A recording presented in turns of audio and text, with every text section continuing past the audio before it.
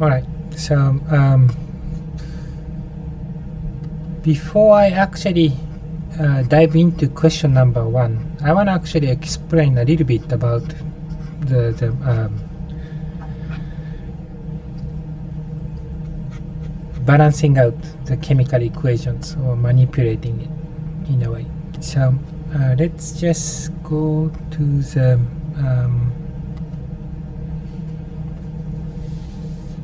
page right here.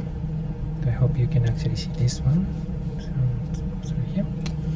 So if I actually have a chemical reactions like A and B mixing together to form C, right here, then the left hand side is always reactant and the right hand side is always a product, right?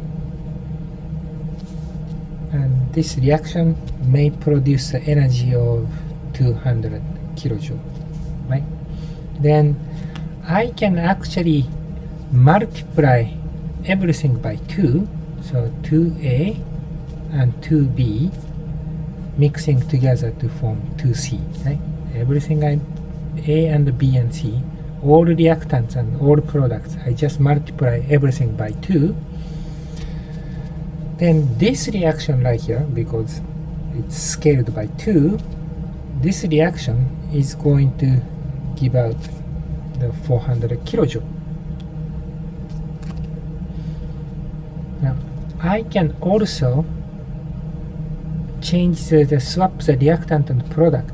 So what if I actually start out from C and then form A plus B, A and B. So C as a reactant, and then you are going to form a product A and a product B. For this particular case, your energy is going to be negative 200 kilojoule.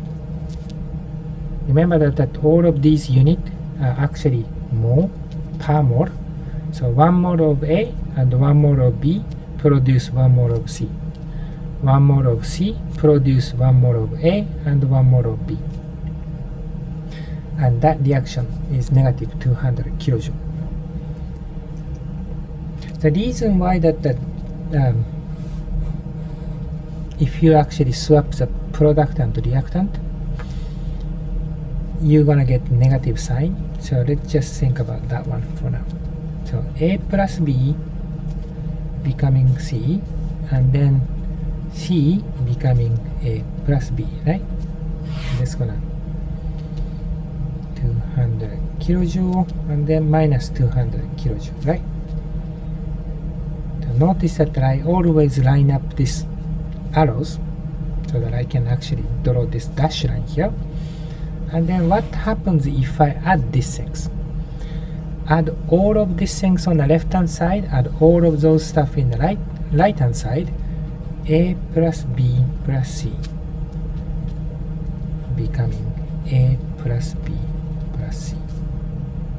And then if I add this 200, adding negative 200, it's going to be 0, right? So because there is nothing happened here. A plus B plus C is becoming A plus B plus C. There is no change, right? A cancel, B cancel, and C cancel. So you should get 0 kilojoule. Another way of actually cancelling it, you don't have to add all of these things. You can actually directly cancel left and right, left and right, and left and right. Eventually you get nothing, become nothing, and then that no reactions, 0 kilojoule. Okay? Now, you can also add 2 different reactions. For example, where is starting, right? Okay. So A plus 2B is becoming 2C, and then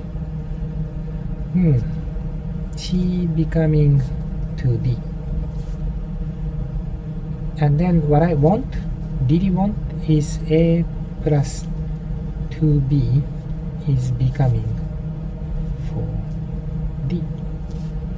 How do I actually get this reaction from these 2 reactions? So let's just say that positive 100 kilojoule and then negative 50 kilojoule for this. Well, actually negative plus 50. plus 100 and plus 50. Okay, so let's think about that. For this reaction right here, A is on the left hand side, B is on the left hand side. That looks good. It's pretty much the same way. I don't have to flip these things. But I don't have C here. But I have C here, which I don't really have it. So I need to cancel this 2C. How do I actually cancel that one? If you actually think about that, I need to have something to cancel on the left hand side, right? So A plus 2B is becoming 2C, and then I need 2C on the left hand side. How do I do that? Let's use this reaction, multiply by 2. So 2C is becoming 4D, and then I add everything up. Now the first one, I didn't do anything, so I don't have to change this sign right here. That's 100 kilojoule. I multiply by 2, so that means that one right here is going to be positive 100 kilojoule, right? 50 times 2, right? Then 2C is going to cancel. A plus 2B is becoming 4D. And that reaction right here, what is the energy associated with these things? I just simply add these two numbers. That's 200 kilojoule. Good? Alright, then you can now go into the question number 1. So pause the video and then try the question number 1 by yourself. See you guys in 5 minutes.